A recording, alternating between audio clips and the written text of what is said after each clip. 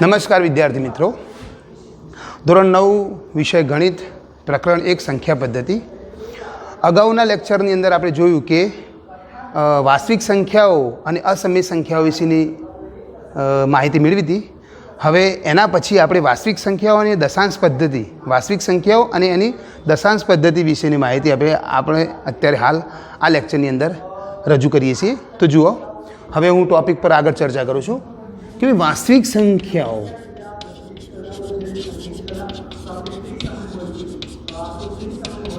અને તેની દશાંશ અભિવ્યક્તિ. આ વાસ્તવિક સંખ્યાઓ અને તેની દશાંશ અભિવ્યક્તિમાં ખાસ તો આપણે સમય સંખ્યાઓ વિશે જ અભ્યાસ કરવાનો છે. હવે દશાંશ અભિવ્યક્તિ બાબતની હું થોડી ચર્ચા કરું તો તમે અગાઉ 4 સંખ્યાગણોનો અભ્યાસ કર્યો. એ 4 સંખ્યાગણોના અભ્યાસમાં મેં જનરલી આ બધી માહિતી તમારા સમક્ષ રજૂ કરી છે, પણ છતાંય હવે આપણે એને મુખ્ય પોઈન્ટ તરીકે લઈ અને એને ડીપમાં થોડી અભ્યાસની રજૂઆત કરું છું. તો દશાંશ અભિવ્યક્તિ, પહેલી તો બાબત કે ભાઈ કોઈપણ સ્વરૂપની દશાંશ અભિવ્યક્તિ કેટલા સ્વરૂપે મળતી હોય? તો કોઈપણ સ્વરૂપની દશાંશ અભિવ્યક્તિ આપણને જનરલી 3 સ્વરૂપે મળતી હોય. એક શાંત દશાંશ, બીજી અનંત આવૃત દશાંશ અને ત્રીજી છે અનંત અનાવૃત દશાંશ. આ 3 સ્વરૂપે હોય. એમાં જનરલી તમે જાણતા હશો કદાચ કે શાંત દશાંશ અને અનંત આવૃત દશાંશ આ સમય સ્વરૂપો છે, મતલબ સમય સંખ્યાના સ્વરૂપ છે. જ્યારે અનંત અનાવૃત દશાંશ છે એ અસમય સંખ્યાનું સ્વરૂપ છે. બરાબર? શાંત દશાંશ એટલે તમે જાણો છો કે કોઈ સંખ્યાને કોઈ સંખ્યા વડે ભાગો તો શેષ તમને 0 મળે, તો એવું સ્વરૂપ કયું મળશે આપણને? શાંત દશાંશ મળશે.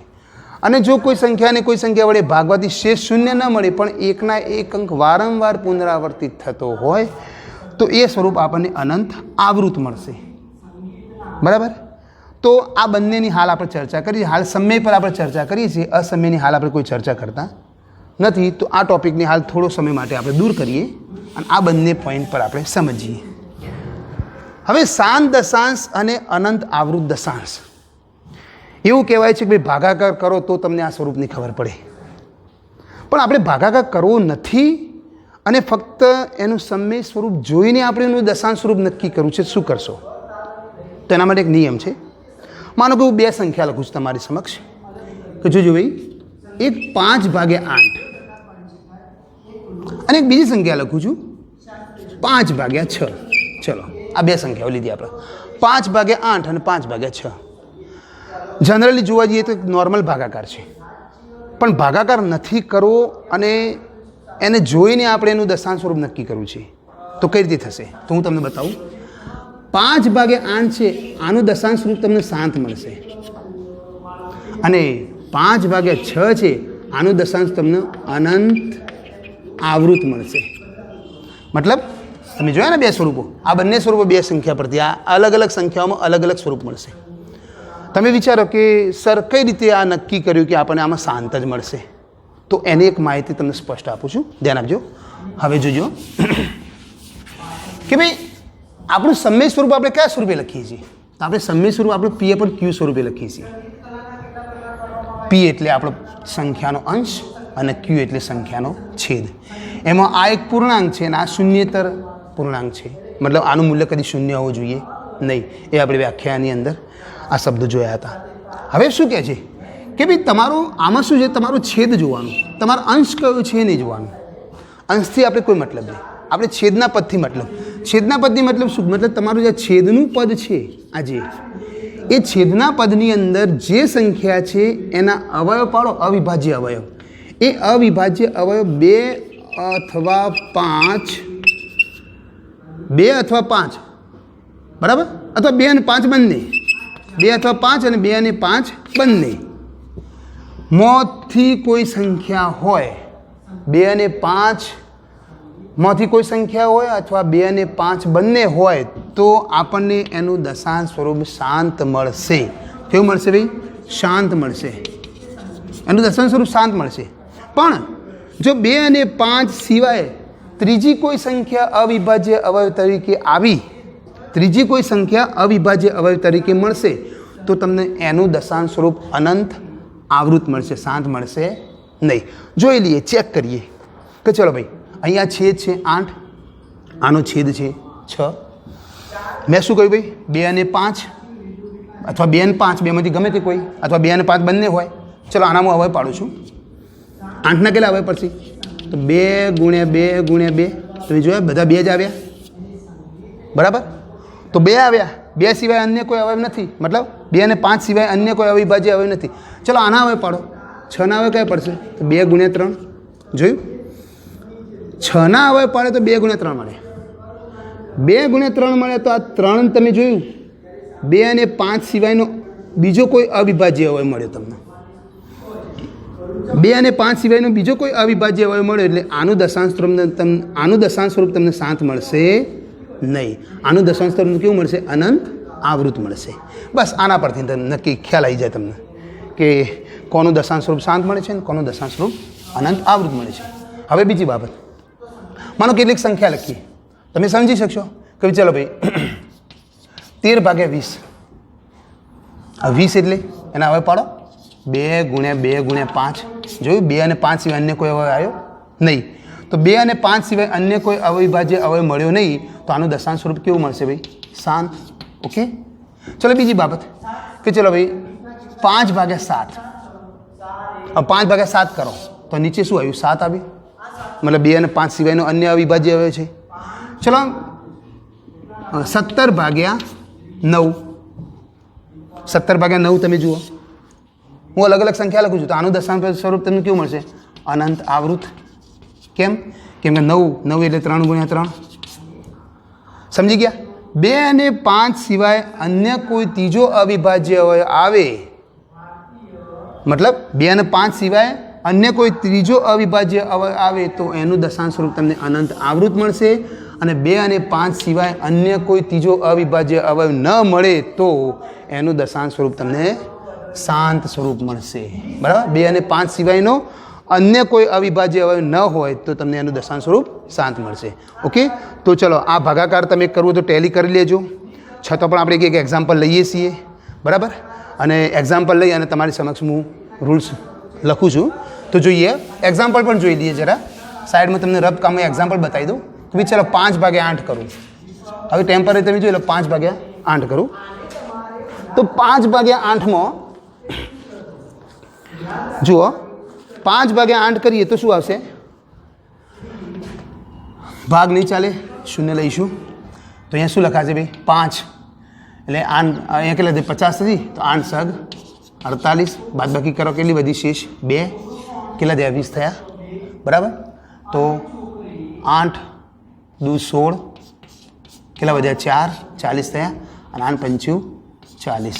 ઓકે, શું મળ્યું? શેષ શૂન્ય મળી. એનો મતલબ કે જો તમે 5ને 8 વડે ભાગો તો 0.625 મળે છે. મતલબ આ સ્વરૂપ કેવું છે? શાંત દશાંશ છે. ચલો એક એક્ઝામ્પલ આ પણ લઈ લઈએ કે ભાઈ ચલો 5 ભાગ્યા 6.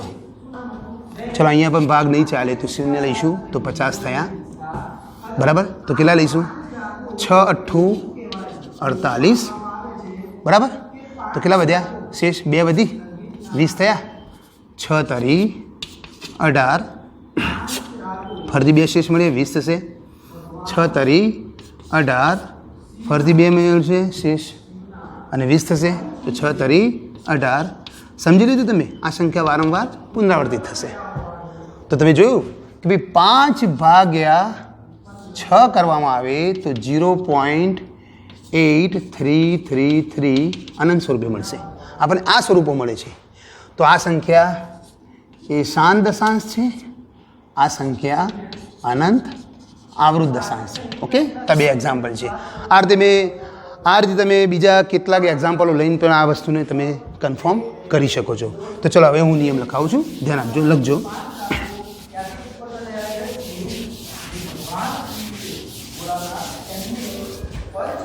શું કહે છે કે જો દશાંશ અભિવ્યક્તિ શાંત મળે, પેલો નિયમ છે,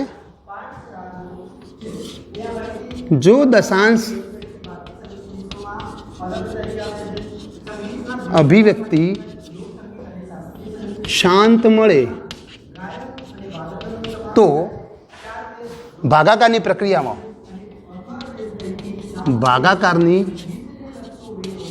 પ્રક્રિયામાં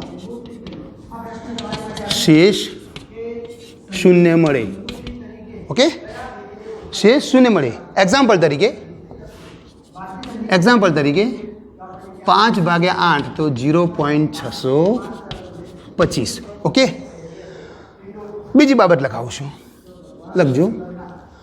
જો દશાંશ અભિવ્યક્તિ શાંત ન મળે, એટલે કે અનંત આવૃત મળે, જો દશાંશ અભિવ્યક્તિ અનંત આવૃત મળે તો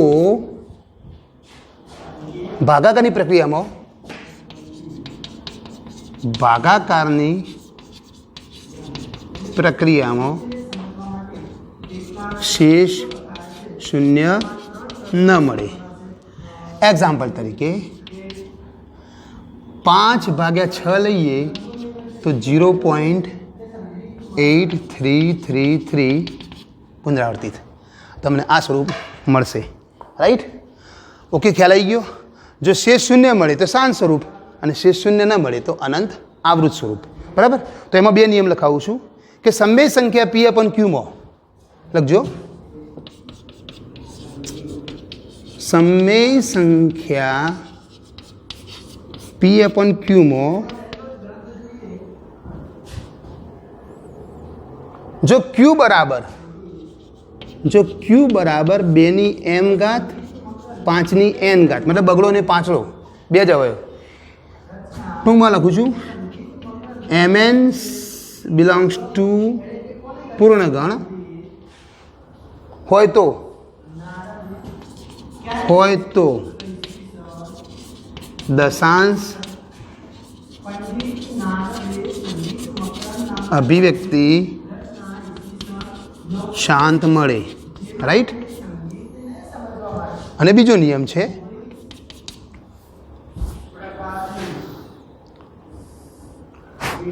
કે ભાઈ સમય સંખ્યા P/Q માં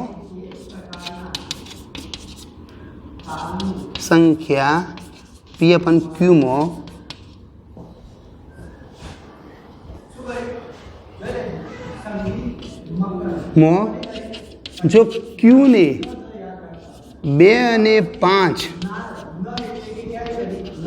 સિવાયનો અન્ય કોઈ અવિભાજ્ય અવયવ હોય તો તેનું દશાંશ સ્વરૂપ અનંત આવૃત મળે. ઓકે, તો આટલા સુધી નોટબુકમાં ઉતાર દો.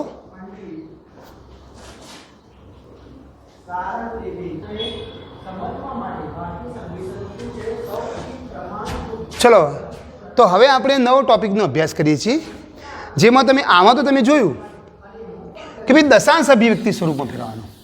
હવે આપણે મુદ્દો બદલીએ છીએ કે ભાઈ હવે દશાંશ અભિવ્યક્તિમાંથી P/Q એટલે કે સમય સ્વરૂપમાં રૂપાંતર કરવાનું. હવે એ પદ્ધતિ પર આપણે થોડી ચર્ચા, મતલબ એ નવા ટોપિક પર આપણે થોડી ચર્ચા કરીએ.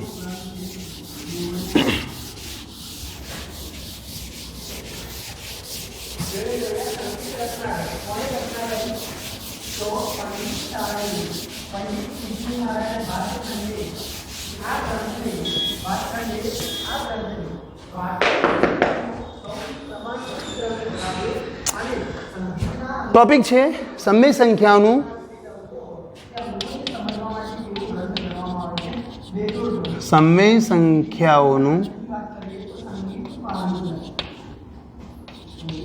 દશાંશ સ્વરૂપમાંથી P/Q સ્વરૂપમાં રૂપાંતર. સમય સંખ્યાનું દશાંશ સ્વરૂપમાંથી પી અપન ક્યુ સ્વરૂપમાં રૂપાંતર. અગાઉનો જે ટોપિક ચર્ચા કર્યો એ પી અપન ક્યુ સ્વરૂપમાંથી દશાંશ સ્વરૂપમાં રૂપાંતર કરવાની પદ્ધતિ આપણે ચાલે કે ભાઈ એ રીતે એને ટૂંકા સ્વરૂપથી સમજી શકાય નિયમ પરથી. અને હવે આપણે દશાંશ સ્વરૂપમાંથી પી અપન ક્યુ સ્વરૂપમાં દશાંશ સ્વરૂપમાંથી પી અપન ક્યુ સ્વરૂપમાં હવે આ વસ્તુને ની કેટલીક ગણતરીઓ આવે છે. એ ગણતરીઓને સમજવા માટે આપણે કેટલાક શોર્ટ ફોર્મ મતલબ નાની નાની ફોર્મ્યુલા જે ટાઈપ છે એ ફોર્મ્યુલા ટાઈપની કેટલીક બાબતો આપણે સમજીશું. તો જોજો, ધ્યાન આપજો કઈ રીતે. માનો કે એક ઉદાહરણ આપું તમને, અહીંયા એક એક્ઝામ્પલ રજૂ કરું છું કે ભાઈ 0.555 સમજી લેજો 3 વાર છે, મતલબ 5 વારંવાર રિપીટ થાય છે. ચલો 0.5 એક જ રાખો ને, 5 5 5 5 આ રીતે 5 વારંવાર પુનરાવર્તિત થતો અંક છે.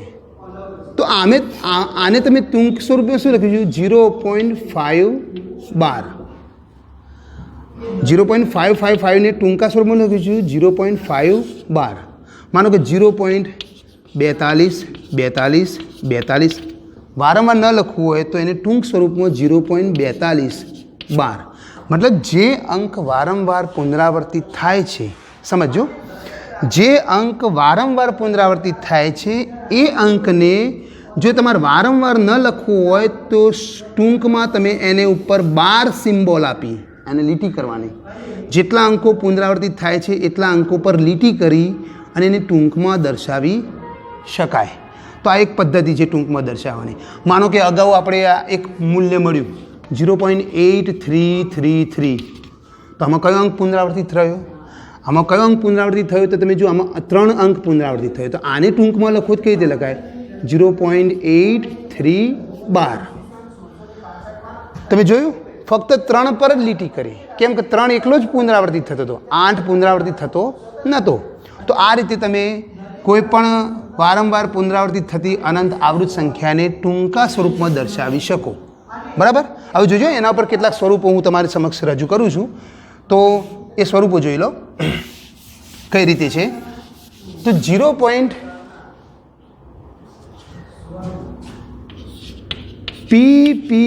3 વાર આવે, સમજો. શું થશે આને? 0.p12 લખાશે, કેમ કે p અંક પુનરાવર્તિત થયો. તો આનું ટૂંકું સ્વરૂપ કયું? સમય સ્વરૂપ p/9. આ 9 છે, 9. માનો કે બીજું 0.pq મતલબ pq પુનરાવર્તિત થાય. તો આને આપણે ટૂંકમાં શું લખીશું? 0.pq પુનરાવર્તિત થયો. અને pq પુનરાવર્તિત થયો તો 2 અંક પુનરાવર્તિત થયા. તેની ટૂંકમાં એક લખવાની પદ્ધતિ છે pq/9. બરાબર? આ q છે ને આ 9 છે, સમજી લેજો ખાસ. હું જે સીધું લખીશ એ q છે, પણ જે આમ વળાંક વાળીશ એ 9 છે, એ અંક છે, આલ્ફાબેટ સિમ્બોલ છે q, અને આ 9 છે. સમજીએ અંકને, સંકેતને સમજો. માનો કે ચલો જો 0.pqr પુનરાવર્તિત થયું. તો એના પર ટૂંકમાં લખીશું શું લખીશું? 0.pqr પુનરાવર્તિત તો pqr/999. આ ટૂંકમાં લખવાની એક પદ્ધતિ છે. તો આ રીતે આ થોડા સિમ્બોલ યાદ રાખજો તો તમને દાખલાની ગણતરી સાથે સાથે ખાલી જગ્યાઓની અંદર આ બધી બાબતો તમને બહુ જ ઉપયોગી થશે, સમય બચાવશે અને ઝડપી ગણતરીમાં તમે ખાલી જગ્યા ભરી શકશો. તો હવે બીજા કેટલાક લખાવું છું. ચલો આગળ જોજો કે જુઓ A.BC. ચલો અલગ અલગ લખું છું. A.BC. તો આમાં કયો અંક પુનરાવર્તિત થયો? BC થયો. તો શું થશે? આને લખવાની પદ્ધતિ કઈ રીતે? તો ABC A/999. આ કઈ રીતે? તો સમજો. આખી સંખ્યા કઈ છે? A.BC. વારંવાર પુનરાવર્તિત થતો અંક કયો છે? તો B અને C. તો શું કરવાનું? આ એક પદ્ધતિ છે, આ એક ફોર્મ્યુલા છે આ ટાઈપની કે આખી સંખ્યા ABC લખવાની, એમાંથી જે અંક પર પુનરાવર્તિત નથી થતો એ અંક બાદ કરવાનો, અને દશાંશ ચિહ્ન પછી જેટલા અંકો પુનરાવર્તિત થાય છે એટલા નવડા કરવાના. આ એની એક પદ્ધતિ છે. માનો કે ચલો જુઓ પોઈન્ટ BCD, ચલો 3 અંક લીધા, બીજું એક સ્વરૂપ લખું, સમજો. તો 3 પર લીધું તો હવે શું લખાય છે? ABCD આખી સંખ્યા માઇનસ જેનો અંક પુનરાવર્તિત થતો નથી એ સંખ્યા એ, અને દશાંશ ચિહ્ન પર જેટલા અંકો પુનરાવર્તિત છે તો કેટલા? 3, તો 3 નવડા. આ રીતે લખવાની એક પદ્ધતિ છે શોર્ટ ફોર્મમાં. બીજા કેટલાક જોઈએ ઉદાહરણ. AB પોઈન્ટ CD, જેમાં CD પુનરાવર્તિત થાય છે. જો અલગ અલગ ઘણા બધા સ્વરૂપો તમારી સમક્ષ રજૂ કરું છું. A પોઈન્ટ CD, તો આખી સંખ્યા ABCD માઇનસ જે અંક પુનરાવર્તિત નથી થતા એ બંને અંકો AB અપોન દશાંશ ચિહ્ન પર જેટલા અંકો પુનરાવર્તિત થાય છે એટલા નવડા. ઓકે, તો તમને ખ્યાલ આવી ગયો. હવે થોડું એક સ્વરૂપ બદલાય છે. જોજો, ધ્યાન આપજો. A પોઈન્ટ BCD, હવે આ સંખ્યામાં જુઓ અને આ બધી સંખ્યામાં જુઓ થોડો ફરક છે. માનો કે આ સંખ્યા અને આ સંખ્યામાં ફરક છે. આમાં 3 અંકો પર પુનરાવર્તિત થાય છે, જ્યારે આમાં ફક્ત 2 જ અંકો, દશાંશ ચિહ્ન પછી 2 અંકો જ પુનરાવર્તિત થાય છે. જોજો આને શોર્ટકટમાં લખવાની પદ્ધતિ કઈ રીતે છે તો જુઓ. પહેલાં તો આખી સંખ્યા ABCD માઇનસ જેટલા અંકો પુનરાવર્તિત નથી થતા એટલા બાદ કરવાના, મતલબ A અને B બાદ કર્યા. ચલો, દશાંશ ચિહ્ન પછી જેટલા અંકો પુનરાવર્તિત થાય છે એટલા નવડા, અને જેટલા અંકો પુનરાવર્તિત નથી થતા એટલા 0. મતલબ તમે સમજી ગયા? આખી સંખ્યા કઈ છે? A પોઈન્ટ BCD, જેમાં CD પુનરાવર્તિત થાય છે, બરાબર 12 છે. તો આખી સંખ્યા ABCD, એમાંથી જેટલા અંકો પુનરાવર્તિત નથી એટલા બાદ કરી, એટલે કે AB, અને દશાંશ ચિહ્નથી જમણી બાજુએ જેટલા અંકો પુનરાવર્તિત થાય છે એટલા નવડા, મતલબ 9 મૂકવાના, અને જેટલા અંકો પુનરાવર્તિત નથી થતા એટલા 0 મૂકવાના. બરાબર છે? ચલો બીજું લખું. AB point CD only D, તો જોજો, ધ્યાન આપજો. હવે તો તમને લગભગ ખ્યાલ હશે. ચલો ભાઈ, આખી સંખ્યા ABCD માઇનસ જેટલા અંકો પુનરાવર્તિત નથી થતા એ બાદ કરો, એટલે કે ABC અપોન દશાંશ ચિહ્નથી જમણી બાજુ જેટલા અંકો પુનરાવર્તિત થાય છે એટલા 9, અને જેટલા અંકો પુનરાવર્તિત નથી થતા એટલા 0. જો એક અંક પુનરાવર્તિત થાય તો 9, અને એક પુનરાવર્તિત નથી થતો તો 0. બસ આ રીતે શોર્ટકટની અંદર લખવાના કેટલાક સ્વરૂપો છે. બરાબર. હજુ એક બે લખું છું. 0 પોઈન્ટ ABCD, ચલો આની અંદર 2 જ રાખો. 0 પોઈન્ટ ABCD તો આવશે આખી સંખ્યા કઈ? ABCD માઇનસ AB નથી થતા ને, આ બંને અંકો પુનરાવર્તિત નથી થતા. ચલો આગળ.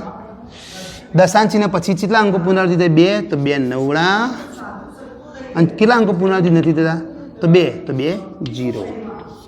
આ રીતે મેં બધા આ તમને કેટલાક સ્વરૂપોની મેં રજૂઆત કરી. આ રજૂઆત પરથી તમે ઘણા બધા સ્વરૂપોને હવે સમજી શકશો. આ શાના કામમાં આવે છે, શું કામ આવે છે આ બધા પોઈન્ટ્સ? તો હું તમને એક એક્ઝામ્પલ આપું કે એક સામાન્ય ખાલી જગ્યા પૂછાય. કેવી ખાલી જગ્યા? કે ભાઈ ચલો 5.83 3 પર લીટું. હવે આને તમે P/Q સ્વરૂપમાં P/Q સ્વરૂપ ખાલી જગ્યા, આ એક ખાલી જગ્યા પૂછાય. 5.83 3 પુનરાવર્તિત છે. તો આ તમે ગણતરી કર્યા વગર શોર્ટમાં કઈ રીતે ગણી શકશો? શોર્ટ ફોર્મમાં કઈ રીતે? તો શું કરવાનું? 583 આખી સંખ્યા માઇનસ 58, બરાબર? 583 માઇનસ 58 જે પુનરાવર્તિત નથી થતી એ, ભાગ્યા જે અંક પુનરાવર્તિત થાય છે દશાંશ ચિહ્નની જમણી બાજુએ તે 9, અને જેટલા નહીં થતા એટલા 0. હવે 583માંથી 58 બાદ કરી નાખો, બરાબર? તો એ 583માં 58 બાદ કરો, અને પછી 90 ને નીચે છેદમાં લખી દો, એ તમારો જવાબ તમને મળી જશે. તો એને કઈ રીતે મળે? તો 583માંથી 58 બાદ કરો, કેટલા આવશે? બાદ કરી દો તો તમને બાદ બાકીની અંદર મળશે 10. 10 ને 3 13, 13માંથી 8 જાય એટલે 5. અહીંયા કેટલા આવશે? 7. તો 2 અને 5 કેટલા આવશે? 525 ભાગ્યા 90. તો બસ આના આન્સર મળે. તો આ એક ગણતરી કરવાની આ ફોર્મ્યુલા છે. મતલબ બહુ શોર્ટની અંદર શોર્ટકટમાં તમારે મૂલ્ય મેળવવું હોય આનું તો બહુ સિમ્પલી રીતે તમે હજુ આનું સંક્ષિપ્ત સ્વરૂપ થઈ શકે થતું હોય તો 5 ભગાશે એટલે થશે હજુ નાનું સ્વરૂપ થઈ શકે આને 5 ભાગો અને આને 5 ભાગો એટલે નાનું સ્વરૂપ હજી થઈ શકે તો આ રીતે કેટલીક ખાલી જગ્યાઓ આપણે ભરવાની આવે છે બીજા એક્ઝામ્પલ જોઈશું આપણે ઓકે તો આ તમે ઉતાર દો તમારા પુસ્તકમાં સોરી ચોપડામાં ઉતાર દેજો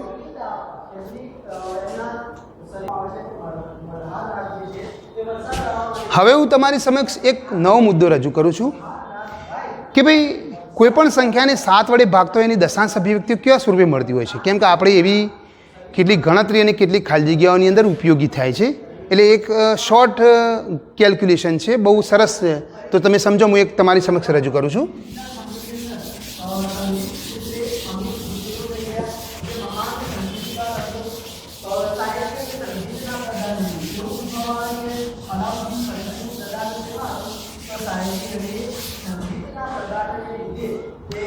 પોઈન્ટ આપું છું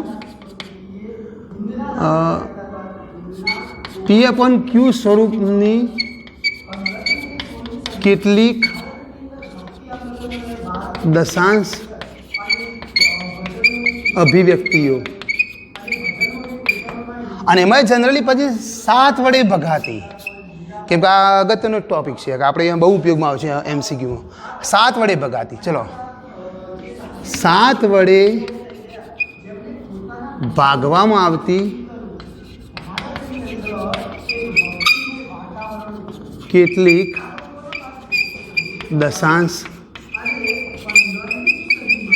અભિવ્યક્તિઓ હવે એક વાત કરું તમને 7 વડે ભાગવામાં આવતી કેટલીક દશાંશ અભિવ્યક્તિઓ આ પોઈન્ટ્સ મેં મારા અલગ રીતે થોડો રજૂ કરું છું તમારી સમક્ષ તમે જુઓ એક વધારાનો મુદ્દો છે બહુ સમજવા જેવો છે કે ભાઈ ચાલો આપણે કેટલાક એક્ઝામ્પલમાં જોઈએ કે ભાઈ 1 ને 7 વડે ભાગીએ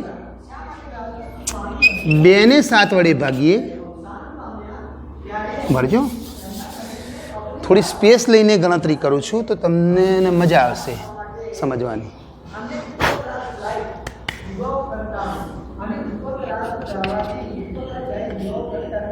એક ભાગ્યા 7 2 ભાગ્યા 7 3 ભાગ્યા 7 4 ભાગ્યા 7 5 ભાગ્યા 7 6 ભાગ્યા 7 7 ભાગ્યા 7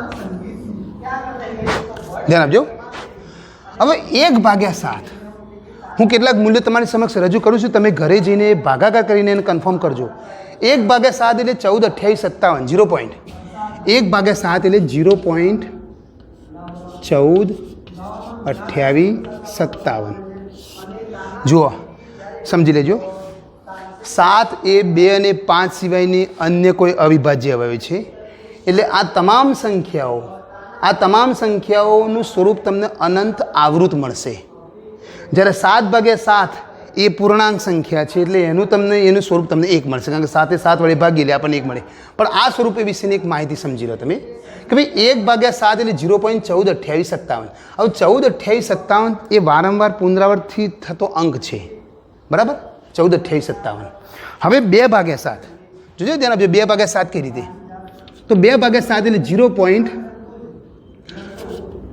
0.28 સમજો ખાસ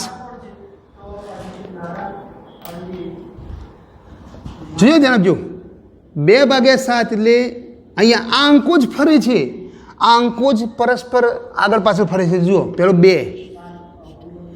8 5 7 1 અને 4 28 57 14 ઓકે જોયું તમે 2 8 5 7 1 4 ચલો ત્રીજું 0.3 ભાગ્યા 7 હવે 3 ભાગ્યા 7 ની અંદર શું આવશે તો 3 ભાગ્યા 7 ની અંદર છે એમાં તમારે પેલા 4 લેવાના 4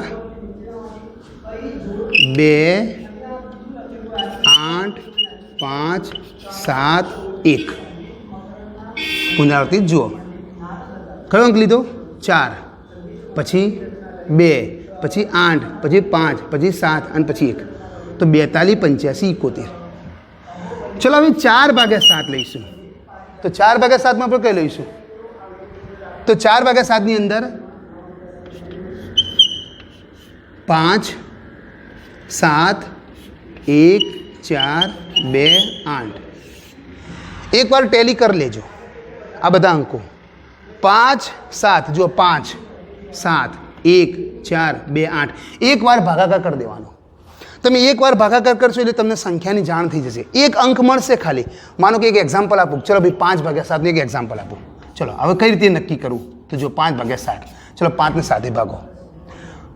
ભાગ ચાલતો નથી તો 50 થશે. બરાબર. તો કેટલા આવશે? 7 6 42 ને 70 49.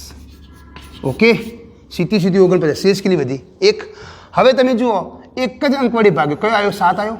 તો હવે સમજી લેવાનું હવે પહેલો કયો અંક આવશે? 0.7 પછી 1 પછી 4 પછી 2 પછી 8 અને પેલો 5. તમે એક અંકનો ખાલી ભાગાકાર કરશો તો તમને જાણ થઈ જશે.